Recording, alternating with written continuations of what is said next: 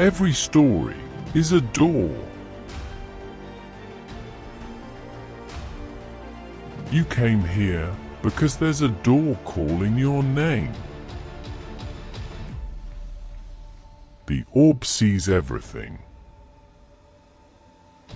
It knows what you need. It has chosen.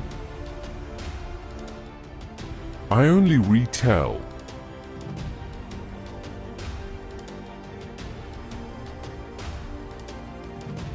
Real or fiction?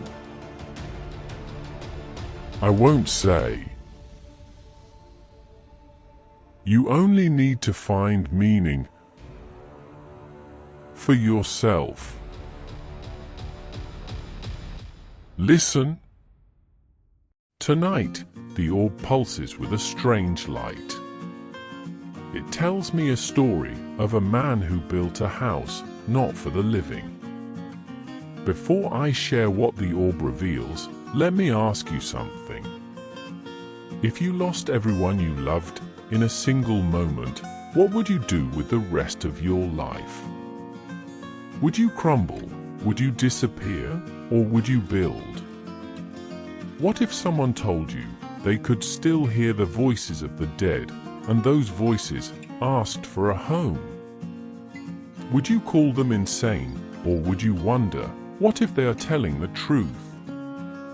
Tonight, the orb shows me a man named Edward Mitchell, a brilliant architect who in 1978 began building a house in the cold woods of Vermont. No one hired him. No one would live in it. He said he was building it for those who had already departed.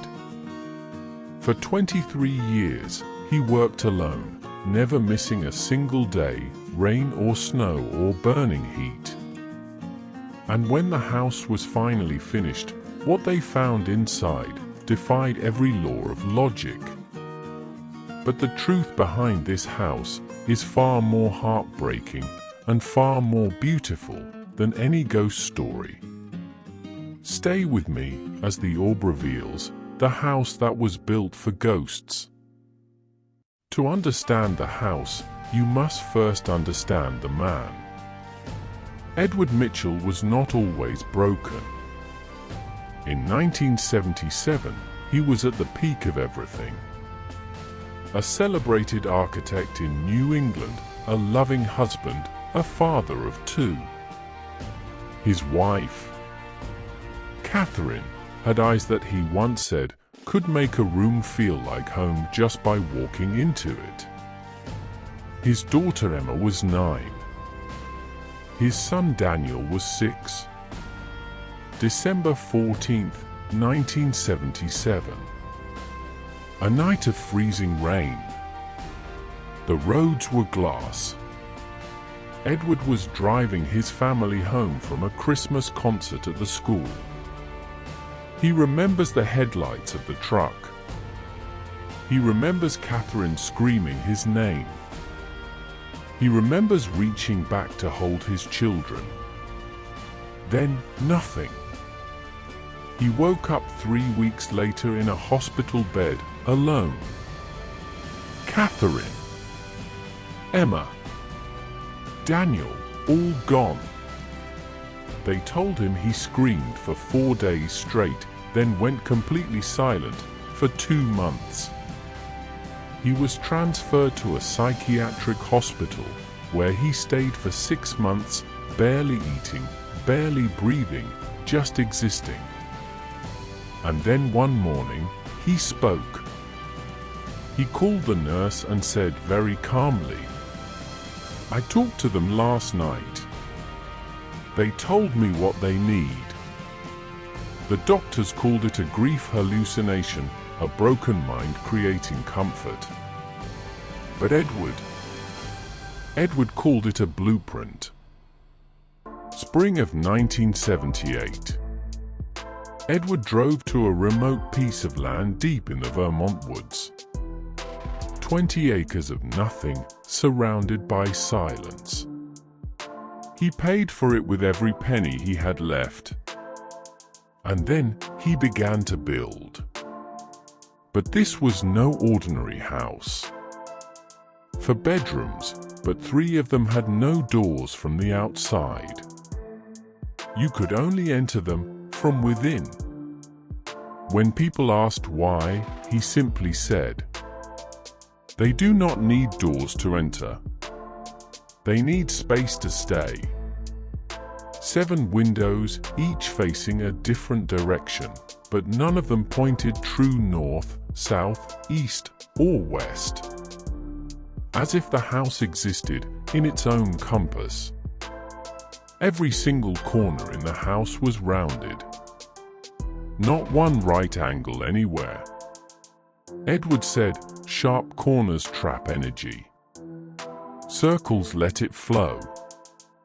And at the very center of the house is one room, with no walls at all, only columns and a ceiling open to everything around it. He called it the breathing room. Day after day, year after year, he worked alone. No helpers, no machines. Just his hands, his tools, and his grief. Neighbors would drive by and watch him. They called him the crazy architect. But if you looked closely, you would see him talking while he worked. Talking to people who were not there. Or were they? As the years passed, the house began to attract attention. But not the kind Edward expected. In 1985, a physicist from the University of Vermont came to study the structure. He brought electromagnetic field detectors, standard equipment, nothing unusual. But inside the house, the readings made no sense. The magnetic field in the central room, the breathing room, was measurably different from anywhere else on the property. It was not stronger or weaker, it was e-directional, as if something was pulling the field toward the center. The physicist had no explanation. He ran the tests for times. Same result every time. Then came 1990. 3 strangers arrived at the house on the same day from 3 different states. None of them knew each other. None of them knew Edward. Each one said the same thing. "I saw this house in my dream, and a woman told me to come here." Edward looked at them and smiled for the first time in years. He said, "She always did love having guests." And then 1995. A photographer took pictures inside the house for a local newspaper. In one photograph, taken in the breathing room, there were 3 shapes. A tall figure and 2 small ones standing where no one had been. Edward looked at the photo and whispered, "That is them. They are here. They are happy." 23 years. Think about that for a moment. 23 years of waking up before dawn, driving to the same piece of land, and building, brick by brick, board by board, nail by nail. Through winters that froze his tools to his hands. Through summers that blistered his skin. Through 23 autumns watching the leaves fall like the days of his life. People asked him, "Edward, when will it be finished?" He always gave the same answer, "When they tell me it is done." His hair turned from brown to gray, then to white. His strong hands became gnarled and stiff. His back bent from decades of carrying lumber alone. But he never stopped. A reporter once asked him, "Do you really believe they are here?" Your wife is your children? Edward put down his hammer, looked at the reporter with those pale blue eyes, and said, "Every night, when I finish working, I sit in the breathing room and I feel Catherine's hand on my shoulder. I hear Emma humming. I hear Daniel laughing. You call it madness. I call it the only reason I am still alive." He paused, then said something the reporter never forgot. "This house is not haunted. This house is loved." The year 2001. Edward Mitchell was 70 years old. His hair was white as snow, his body bent from decades of work, but his eyes, those pale blue-gray eyes, still burned with purpose. On a quiet morning in October, he drove the last nail. He stood back and looked at what he had created. 23 years. Every brick an apology for surviving when they did not. Every board a love letter he could never send. Every nail a memory he refused to let die. He walked through every room, running his fingers along the walls he had shaped with his own hands. He stopped at each window, looking out at directions that belonged to no compass. He paused at the 3 doorless bedrooms and whispered something into each one.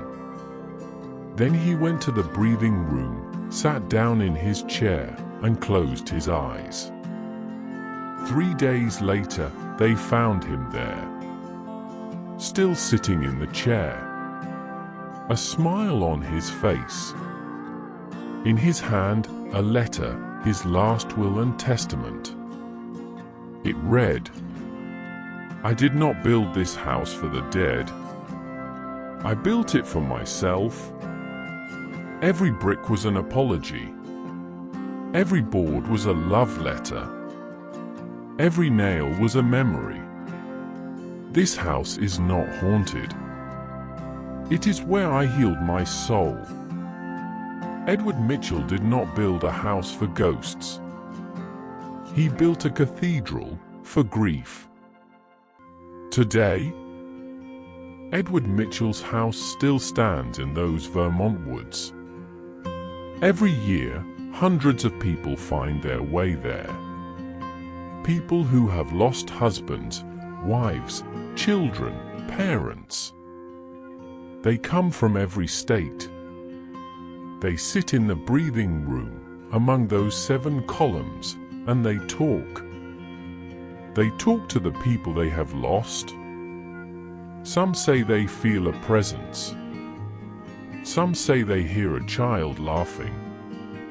Some say they feel a hand on their shoulder. No one has ever proven anything. But no one has ever denied that when they leave, they feel lighter than when they arrived. And that is the true lesson of Edward Mitchell's house. Pain does not need to be escaped. Pain needs to be built into something meaningful. When you transform grief into creation, you do not forget the ones you lost. You turn the love you had for them into a legacy. Every single one of us carries grief. Every single one of us has lost someone. The question is not, how do you stop hurting? The question is, what will you build with your pain? Edward built a house. What will you build? Think about that tonight. And if you have someone you miss, close your eyes and talk to them.